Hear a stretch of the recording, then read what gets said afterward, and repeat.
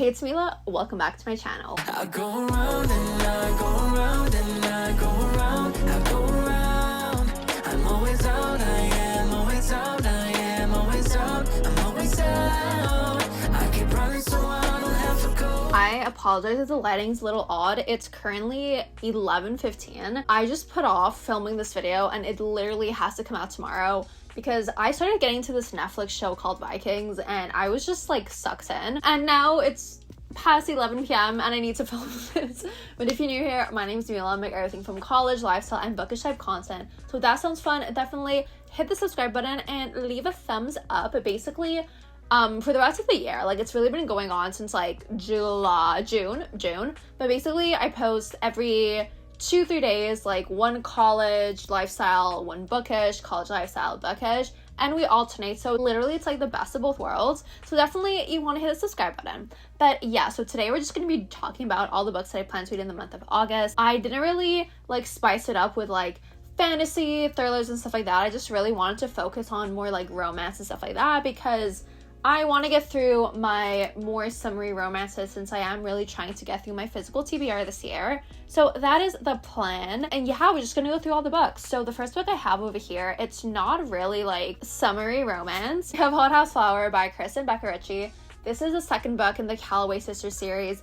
And if you take the Addicted Calloway series as a whole, this is the fifth book. Yeah, this is Ryke and Daisy's first book. And basically, if you don't know about this series and you're living under a rock like I did for a while, we have three sisters, so Lily, Rose, and Daisy, and the guys basically. So all of the couples have their own books. So this is Daisy and Ryke. It's their first book, and I started reading the series like at the beginning of summer. I absolutely fell in love. I am filming a reading vlog. It's going to be coming out this month, sometime in the month of August. I'm not 100% sure, but yeah, that is coming, so definitely be excited. Next, I've technically had this book on my shelf for a while, but technically no. So I lent it to a friend like literally 2 years ago, and I just got it back like last week.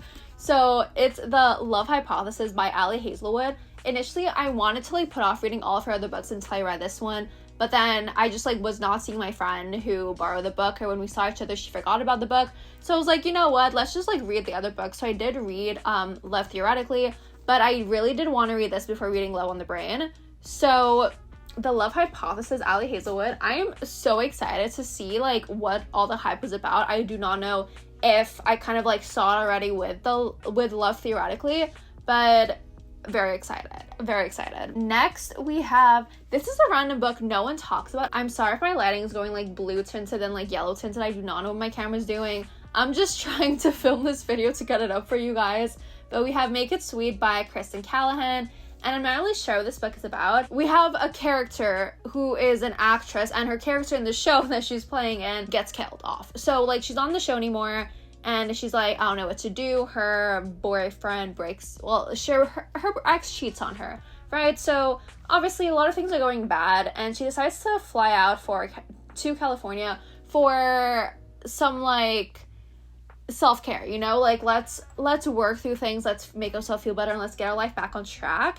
And then she ends up meeting the owner of the place where she's staying at, ex-hockey playing grandson. No one really talks about it. I remember I was watching this like booktuber and she talked about it very briefly, and it sounded I'm sorry, words are just like not wording tonight. And it sounded interesting, so I definitely wanted to pick it up. And who knows, hopefully fingers crossed, this is the month that we get to it. Next, I read the first book of the series back in March, and finally we're gonna tackle book 2, and that's Heartless by Elsie Silver.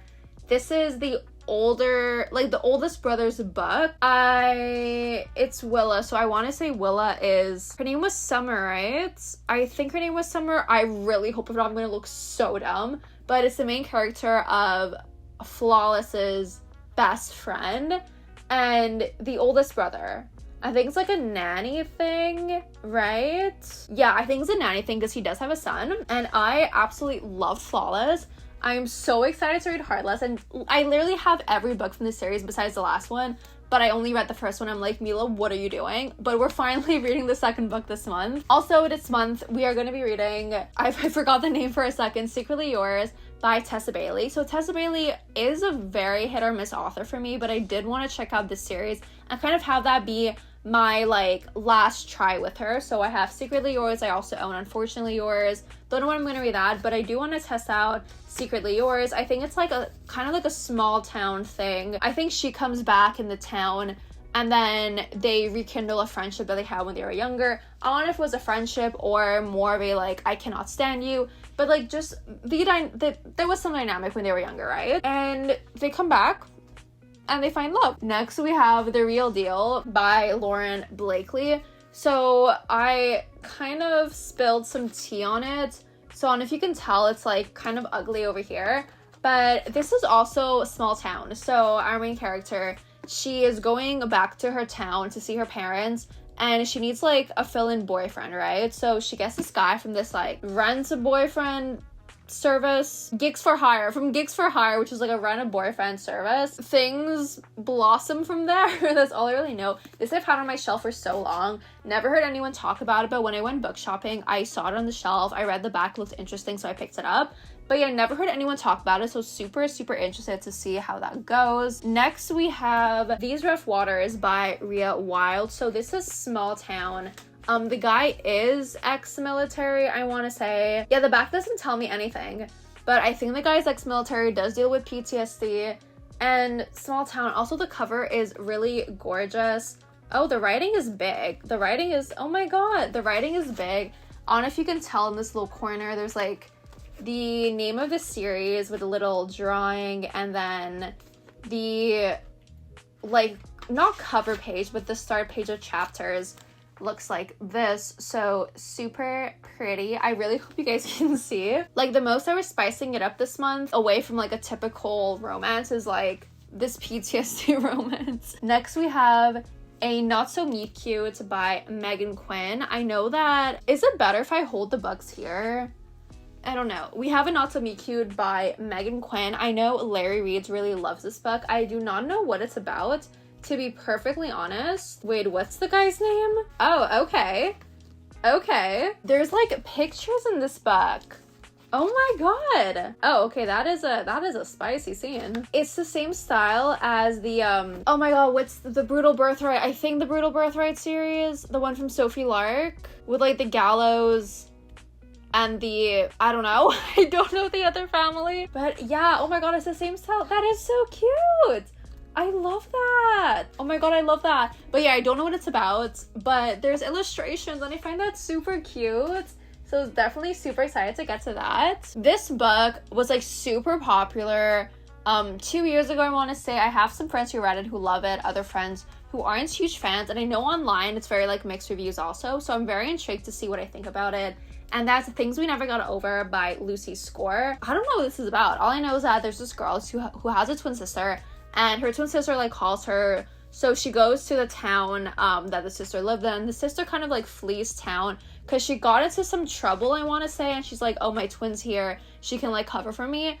And the sister has a child, I think. Yeah, so she's taking care of the child. I do not know what else it's gonna happen, but I'm intrigued. It suddenly got like kind of like orangey yellow out of nowhere, but don't really know much else about it, but I'm excited. And then, no, not lastly, before last, we have Something Wilder by Christina Lauren. I haven't read a Christina Lauren book in such a long time, so I feel like might as well do it this month. Plus, it is summery. There is a like scavenger hunt aspect to it, so it's not giving thriller, but it's giving a little bit more than like your typical romance. So definitely excited to get to that. And Christina Lauren books, like, super easy, you fly by them, and they're very fun. I have a leaning tower of books over here, so I'm so scared that it falls down. But last book, oh my god, please do not fall. Last book, we have This Summer Will Be Different by Carly Fortune. So I read Every Summer After, I want to say. I love that. I read Mimi at the Lake and I wasn't a huge fan of it. I generally don't know what this is about. I literally just added it to my cart and I was like, we'll see. I do like her writing. Like, the only reason why I didn't like Mimi at the Lake was because I feel like it wasn't super believable in terms of the romance, you know, like Every Summer After, it made sense, you know, I enjoyed that, but Meet Me at the Lake, I was like, I don't hate it, but I don't love it at the same time, you know? So we will see what goes on over here. I think the other two books took place around Muskoka, like, which is in Ontario. This one I'm pretty sure takes place in the Maritimes. I'm not sure which province, but I know it's a completely different location. So it's super interesting to see Carly Fortune's take on that. And actually, Carly Fortune is Canadian. If you don't know, I'm Canadian also. So I love when authors write about Canada, you know?